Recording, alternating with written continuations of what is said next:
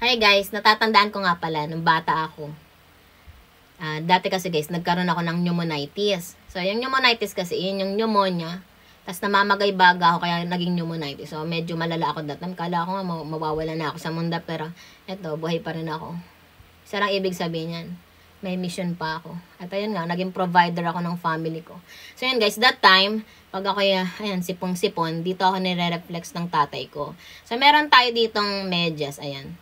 So, ayan. So, dati wala namang ganito. Hindi pa uso yung ganito. Ngayon, guys, ngayon lang to nauso. Yung may nakasulat. So, ito yung lungs.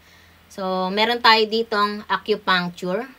So, pipindutin mo lang yan dyan. Kasi ito, guys, nakakonect po ito sa ating internal organ. Kaya, sobrang laki ng tulong, guys, ng reflex. Ayan. Foot reflex. Ayan, guys.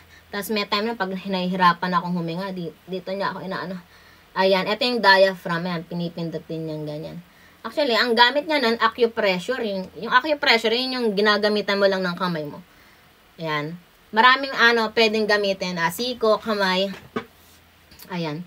So, that time, ina-acupressure ako ng tatay ko nung buhay pa siya.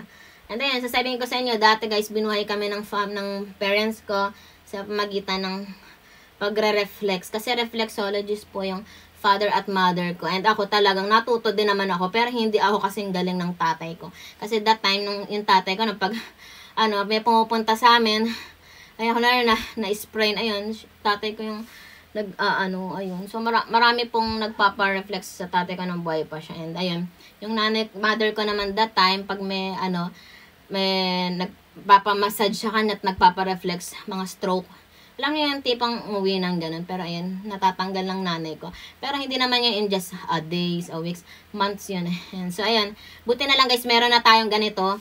Ayan, dalawa na yung socks na. Naalala ko sa mga ganito yung tatay ko. Kasi nga, syempre, ganito yung work ng father ko before. Ayan, wala na siya ngayon. So ayan guys, may time nun, nahirap na huminga, ang taba ko na kasi.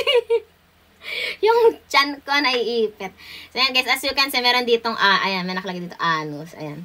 So, pag kunwari, hirap akong pumops doon, ayan, iyan lang pinipindot, ayan.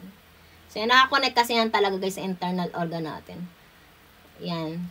Ayan, pag pinindot na yan, dumadalo yung, ayan guys, yung dugo papunta dun sa ugat ng mga, ayan, yung mga organ natin, ayan. So, ayan, pag kunwari may masakit yan, for example, itong kidney, medyo masakit dyan.